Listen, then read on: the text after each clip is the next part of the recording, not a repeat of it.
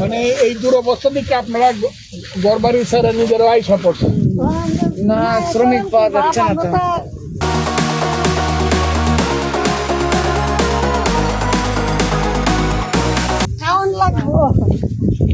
আচ্ছা, এখন আমরা আইসি আপনাদেরকে দেখবার লাগি। আমরা চিনুন নি আপনারা?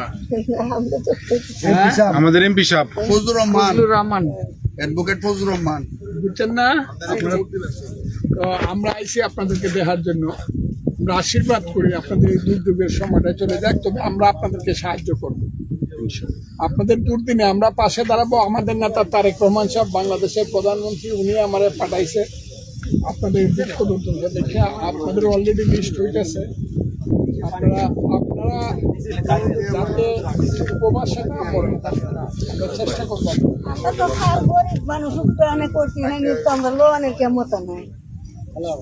না যে ইউনো অফিসে যাবেন, অফিসাররা সবাই আসছে, কৃষি অফিসার আসছে, ভোটার আইডি কার্ড দেবেন, আপনাদেরকে ইয়ে করবে, 3 মাসের ব্যবস্থা আমরা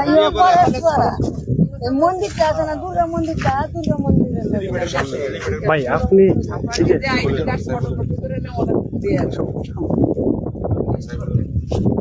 আপনাদের জন্য আশীর্বাদ করি। আপনাদের দুর্যোগ চলে যাবে, আমরা আছি, আমরা সব আছি। জি আলহামদুলিল্লাহ, আর আপনাদের পাশে আছে। লেবার পাচ্ছে না। যতটুক পারি আমাদের নেতা তারেক রহমান সাহেব, আমাদের নেতা তারেক রহমান সাহেব বলছে এই এলাকার মানুষকে যারা ক্ষতিগ্রস্ত হয়েছে, আল্লাহর রহমতে আমরা 3 মাস খাওয়াবো। এটা আপনারা মনে রাখেন। আমরা আইসা গেলাম, আমি আইসা আরো আসবো, বারবার আসবো। ওই যে কেউ আসছে, আমি এই কথাটা বলতে পারি, কেউ কারো কষ্টেই নিজের মন কেকে ছোট করেন না।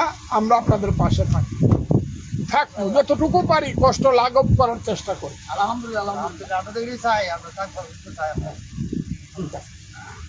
আমি গেলাম। ঠিক আছে, ভালো থাকেন।